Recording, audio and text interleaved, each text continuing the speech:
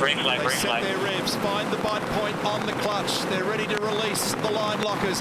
It's Darwin 2.0. Core staff, Darwin SuperSprint. They drop the clutch, and McLaughlin has made a blinder on the inside from the dirty side of the road. And quickly covering in second place is Van Gisbergen. Look at Coulthard rushing down the outside. He's making a pile of ground. He may pop out the other side in second place. He's right alongside Van Gisbergen. This is going to be a big arm wrestle right here. And he drops in behind Van Gisbergen. So it's Shell 1 and 3 with Shane in the middle. That was extraordinary. Fabian Coulthard, great job. They were 4 abreast. That was Whincup spearing down the inside. Did he get that done?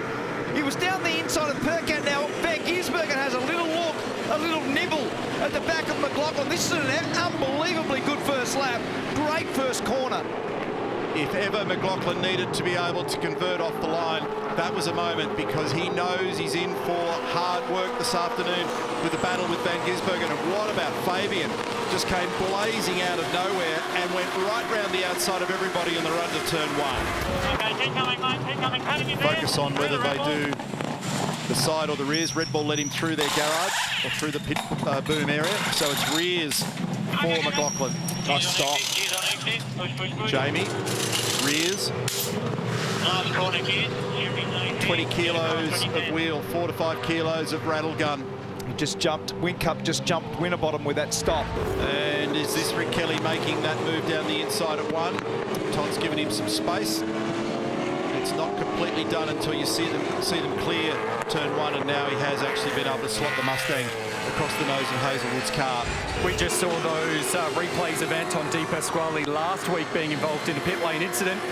Can tell you guys that I'm in at Penrite Erebus Racing. Mirko De Rosa really frustrated. He called Anton in during that first sequence of pit stops. Pit to car radio isn't working, and likewise they can't hear him. So they're on standby here that if at some point he decides to jump in the pit, they have to be ready for him.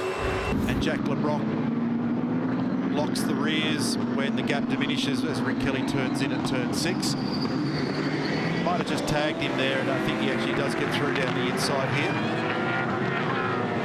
Yeah, it's a little bit of a bump and run, that one. Rick probably won't be that thrilled. And he'll be trying to just time this run now, so don't run in there too deep. Stay off him. Oh, he's had the dive, so it's got good enough grip to fire down the inside, which we saw that move made nicely with Van Gisbergen, and that just got him piled with a woohoo because in 4 seconds ahead, 7 to go, 7 to go. he deserves it. It's a great drive, a really good strategy, and now he's actually got his eyes on to attack Van Gisbergen. Oh, and Nick's giving him a little rub coming onto the straight, so it's not done. So neither of them have got fabulous grip going at the moment, and Chaz is battling for drive. Whereas I think Percat's problem is inside front, locking in a few places. Got him back here again. This is one heck of a battle. So it's not for a podium, but it's for pride and points. Percat down the inside, crisscross push and shove, and he's given him one down at turn 1, and Percat's gone off the road. Mostert will be in strife for that. That was blatant. That was totally avoidable and blatant. Looking on intently and off the road, that's Macca with Gary Jacobson at turn 1. I didn't see the start of how that unfolded. We'll see it now for you. Well done to everybody to grab that replay so quickly. Gary Jacobson down the inside, battling to stop.